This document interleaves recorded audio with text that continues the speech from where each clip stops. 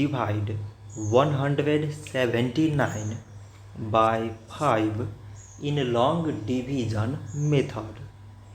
5 times 3 is 15. On subtracting we get 2. So now we put down this 9 and it is 29.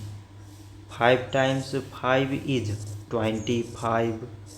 On subtracting we get 4.